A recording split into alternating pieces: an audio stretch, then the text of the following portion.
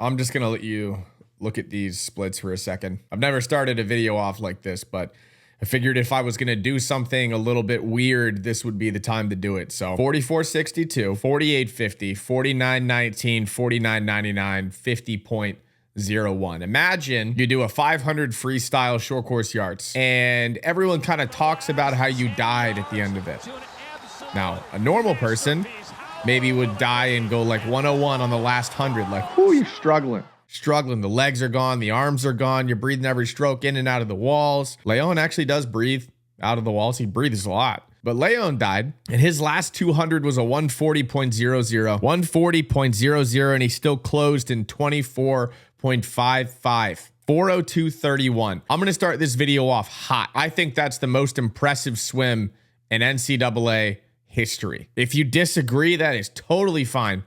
Go down to the comment section and tell me what you think is more impressive than a 4:02.31. 21:09 to the feet going out. That's a full second faster to the feet than my best time in the 50 freestyle, which is a problem.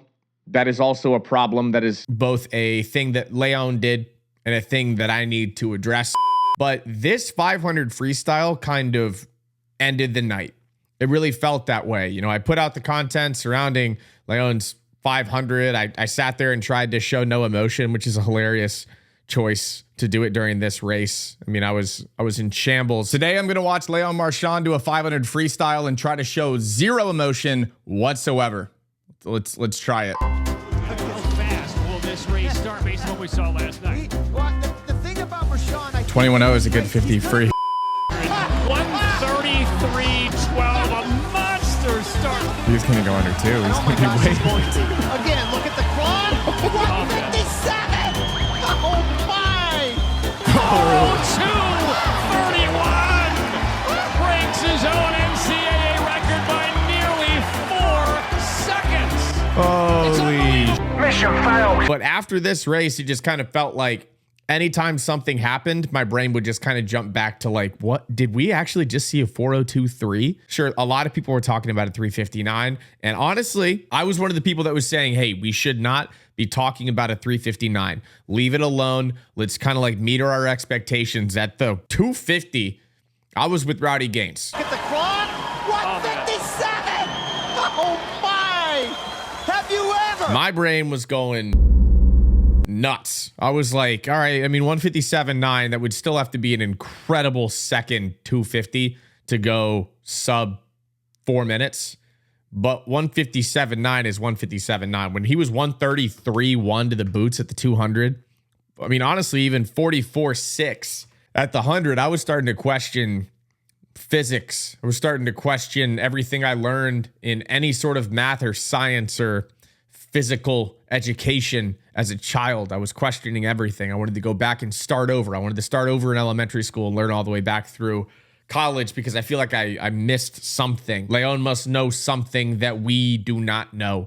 We being the people that are watching this video and creating content, and Leon being the person that is swimming for 4 minutes, 2 seconds, and 31/100ths of a second and completing 500 yards, most of it underwater, not a lot of breathing going on. I had a couple people that were like, hey, did you notice that Leon breathes in and out of his walls and double breathes a lot?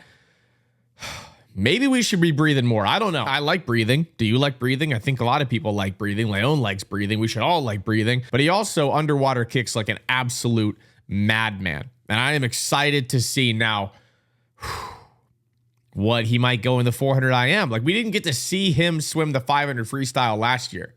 We saw him go 128.4, I think, on the 800 freestyle relay. He wasn't in the one slot. This year, he broke the NCAA record because we're breaking all of them. At this point, I mean, I think it would be a fun game to play. If you haven't already gone down to the comment section and talked about whether or not this is the fastest or best NCAA performance in history, go down there and write a list of the events that you think Leon could own the NCAA record in.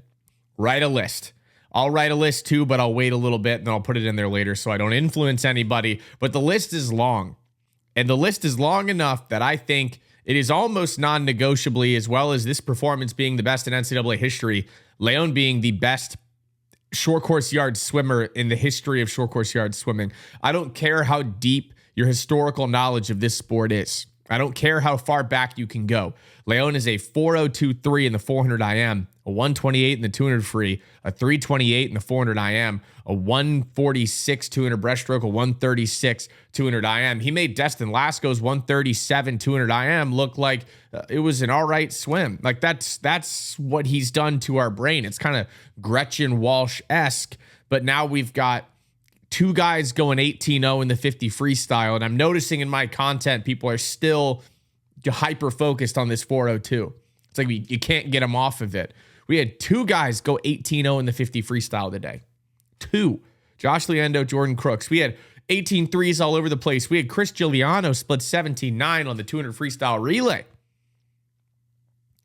And then all of a sudden, we're all just kind of sucked back into this 4:02 500 freestyle. And I don't think that's wrong. I don't think it's wrong. I am surprised, and I will be surprised if Rowdy Gaines still has his voice tomorrow after this call at the 250 split of Leon's 500 freestyle. 157! 157!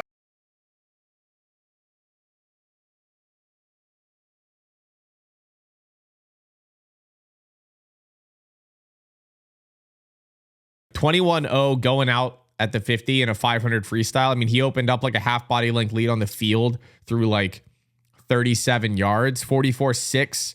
He was at 23.5 on the second 50. I mean, looking at this story in front of you, because that's what splits are to swimmers. They're stories. You read the story. This is his strategy. Go fast until you die, and you just have this cardio engine that can just keep up. 21.0, 23.5, 23.9, and then we kind of settle in. Right? 23.9 on the third 50 of a 500 freestyle. I hope that is just kind of like confusing to you as it is confusing to me. 24.5, 24.8, 24.3. What? I mean, if you look at that 24.3, it almost makes you feel like maybe he split it into two 250s. But like, try to decode this race strategy with me. 21.0, 23.5, we're going out really fast. 23.9, we're still kind of like riding that first 100 momentum of a 500 freestyle. 24.5, 24.8, we've kind of settled in. And then now after going 157.9 in the 250 freestyle, we kick it into another gear, 24.3. Now, 24.8 after that, we start to kind of fall back into settling into a 49-second 100 freestyle pace. 24.8, 25.1, 25.4, climbing. 25.4, we're climbing now in a 500 freestyle, splitting a 25.4, and then a 24.5 closing, 50.01 coming home. Zane Grothy mentioned that we still somehow dodged having ever seen someone go 5 consecutive 100s in a 500 freestyle sub 50 point. This video isn't really full of crazy editing, wild entertainment. This is a video for the swim nerds and hopefully for people that don't watch swimming too closely to kind of just come in and hopefully understand, based on the comment section and just the way that I'm talking about this, how unbelievable what is happening in these short course yards pools this is. That sentence was pretty terrible. If you are a short course meter and long course meter aficionado that does not know anything about short course yards swimming and hates short course yards swimming, put that aside right now and respect the fact that this is the most ridiculous thing that I have ever seen take place in water. I just plagiarized myself from Twitter earlier today. Thank you for watching. Like the video. Don't forget to drop your list of Leon Marchand potential NCAA records in the comments section. I will go down there and try to disagree with every single one of you. Thanks for watching. I'll see y'all in the next one. I will see y'all tomorrow. See ya.